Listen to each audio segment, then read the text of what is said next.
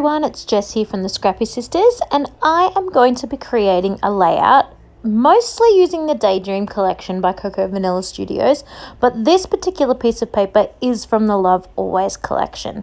Now, the gorgeous Niki Rowland shared a layout a little while ago using the Daydream collection where she had cut a 12 by 12 into like a starburst sort of shape, had roughed up, distressed the edges, and had stitched, I think, on them as well. The minute I saw that background, I just fell in love and knew that I had to replicate that myself in my own layout. So thank you so much for sharing, Niki.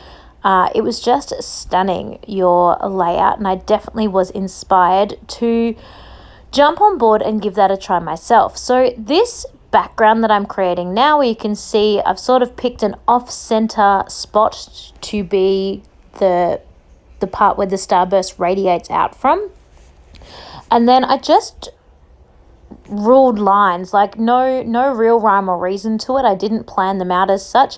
At the end I checked that there sort of seemed to be 2 or 3 on each side, and that's kind of the general gist of what the main planning that I did. So this idea is a direct scrap lift from Niki's concept there with the background. So I went ahead and cut all these out and sort of laid them out on my 12 by 12 background just so I wouldn't forget or lose the configuration. I was worried that, it'd be a bit like a jigsaw puzzle that was too much work to solve, to be honest. So I didn't stick them, I placed them straight down in the correct order right from the beginning, just so I knew how they would go. So once I went ahead and did that with all of my pieces, I then distressed the edges, and I pulled out my little distressing tool, which is from Dove Crafts, I think it's called. Honestly, you could use anything. A pair of scissors would work fine as well. And just distress the edge of every single one of those triangles. Once I had gone all the way around the edge and distressed those, it meant that the fit wasn't so exact on the page anymore, which is really nice, and it had the little white 12 by 12 underneath sort of peeking through, which I really loved the look of. I thought that was really nice. So I distressed all these, every single triangle, and popped them back down in the correct configuration around the page. So of course it's all looking a little bit messy and stressed out now. And then I'm going to go ahead and glue them on, double-sided tape them on to be exact. And I'm just going to put a strip of tape right down the center, not too carefully, because I am going to stitch all the way around the edges. So I know that the stitching will definitely hold everything in place. I'm not super stressed if they don't meet properly in the very center, because I know I'm going to put my photos there, but in the end they do. It all works out perfect. I could have put my photos anywhere on the page. The whole background looks divine. So once I've gone ahead and stuck every one of those back on, I pull out my sewing machine and some white thread and just a little bit of subtle stitching around every single triangle. So each triangle separately, I am stitching around each piece. And A, that's going to help hold the pieces on, and B, it's just going to add some more texture to the paper. Do remember though, when you're running your machine over your paper, you're of course going to flatten all that work you just did distressing, so you might want to rough it back up again with your finger, or you might like the look of it a little bit more soft, a little bit more pushed down. That's because as that happens when it runs underneath the foot or between the metal foot.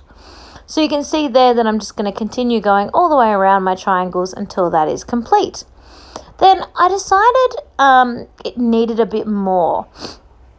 Niki's beautiful paper she used was the gorgeous light blue paper with some flowers on it, but mine is just the obviously grey and white love hearts, so it was a little bit flat. So I decided to go ahead and get some gesso and just pop that in a messy swash across the center where my photos are approximately going to sit. Obviously I want it a little bit bigger than my photos because I do want to be able to see that mixed media in the background. And then my photos are going to go approximately there, but it still needs a little bit more. So I get out my Liquitex white acrylic ink and a paintbrush, and I splatter on some white splatters. I tried to get sort of various sizes in my splatters. I wanted some small ones and I also wanted some big ones as well. So splatter that on there. And then once that has been complete, beautiful, I popped it aside to dry. And then once that was dry, I pulled out my Heidi Swap Colour Shine in blush. That's the colour it's called.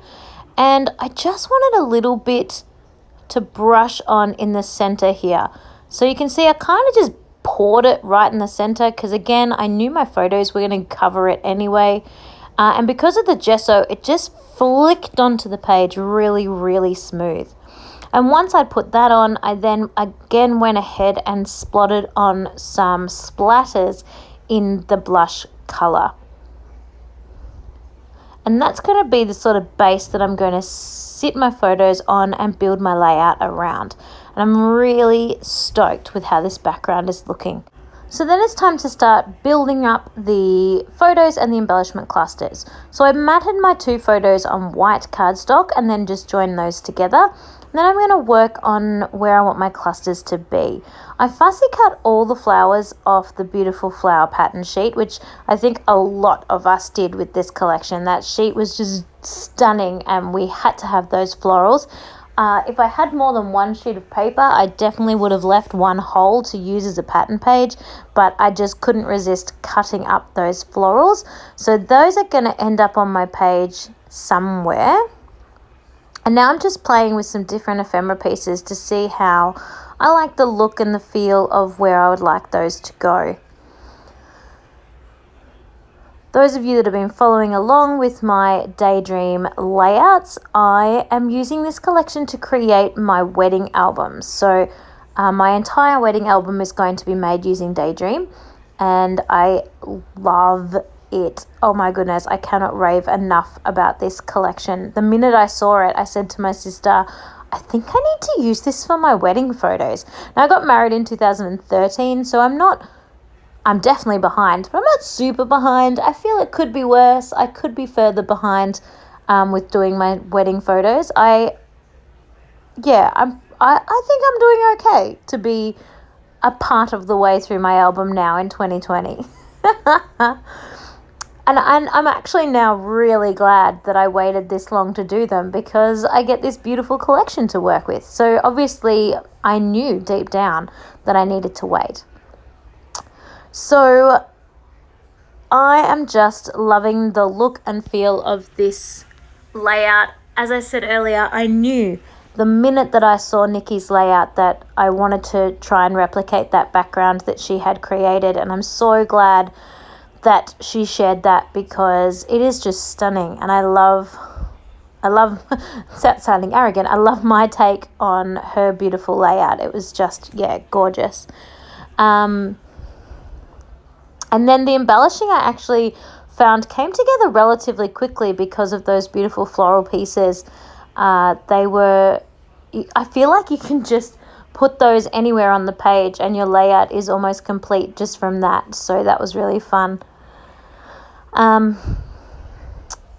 I am, of course, going to add my title as well. I know I'm working on my cluster at the moment, but my titles on every single one of my wedding layouts, I have mentioned this, so sorry if I'm a bit repetitive to those of you that have seen all my other videos. I am using one word from the die cut sheet, and then I am using the little thickers to create the second word. So every single layout might be more than 2 words, but is going to have an element of thickers and die cuts to create the title. So that's a little bit of fun that I was having just to tie every single one of my layouts together. I am 99% sure that I'm going to add journaling to these. Not 100% because some of them don't really need journaling. There's not much to say, whereas others, I think it would be really handy to have the journaling. So I'm undecided whether to just do standard journaling and put it on, or whether I might hide the journaling on the back, or even I might go back through and add some hidden journaling with like a little pull tag that can come out from underneath the photos. I know I haven't done that yet, and that is adding a little bit of work trying to add it in later, but I really want my layouts to look the best that they can. And sometimes when you don't plan where the journaling's going, it can take up a little bit of layout space. When you have it in your head already that you're going to do journaling, you can sort of plan your layout around it. But because I didn't think about journaling for my first like 5 or 6 layouts, now I'm not so sure that there's a logical spot for them. So anyway, that I'm still deciding on. Maybe I'll just do the journaling on ones that really need it, and the ones that don't, I won't. That kind of makes sense too. So I'm almost finished, I think, creating my clusters. I'm just doing one on either side of the 2 photos, and I'm really happy with how they look. I'm really loving the sort of over top of each other layered look where the florals aren't stuck completely flat and there's sort of bits sticking out and covering each other. I really love that look. I know they do get flattened a little bit when they're in your album, but I still think you get the layered feel, which I really like. That You Are Loved is actually not from the Daydream collection, but I really wanted to include it because kind of made me think about when reading the vows. They were on, not a clipboard, but they were on a little board, and we were reading our handwritten vows, our own vows off that board, and it kind of just, that clipboard just kind of made me think about the kind of things you say to each other when you're reading your vows. So I really wanted to include that on the page. So now I'm going to chuck on my title. So I'm using the die cut word sweet, as you can see there. I need to pop it up on foam because my photos are popped up on foam.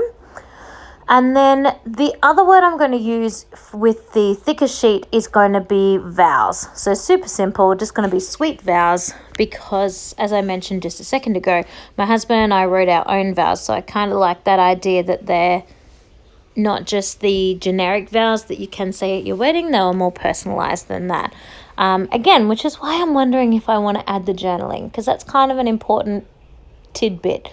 And then if I do hidden journaling, I could probably print out the vows and keep those on the page. But anyway, I will decide about that. Maybe I'll put, as I said, maybe I'll put the journaling on the back of the scrapbook page with like a little tab that you can pull up to pull that journaling out. I don't know. So many thoughts. So then once the title is done, I'm pretty much finished because I already did splatters at the start when I was doing my mixed media in the background. I did just find this tiny little sprig of like berries that I didn't want to waste, so I'm just going to pop those on in a little spot there. And then there's not much else I need to do. So title, as I said, this word's going to be the word vows, and then close-up photos because everything is complete. I really love those little thickers. They're from Pink Fresh Studio, and I think they tie in, like the colors are just a really good match with this collection. I really love it. It's really fun. And I like that it's fun. It's a little pop of color. So here are my close-ups. Thank you so much for watching this process, and I hope I have inspired you to give Niki's distressed starburst layout a try. It is totally awesome. And I hope you are loving your scrapping at the moment and are really feeling motivated to get in there and have a play with your supplies. Thanks, everyone.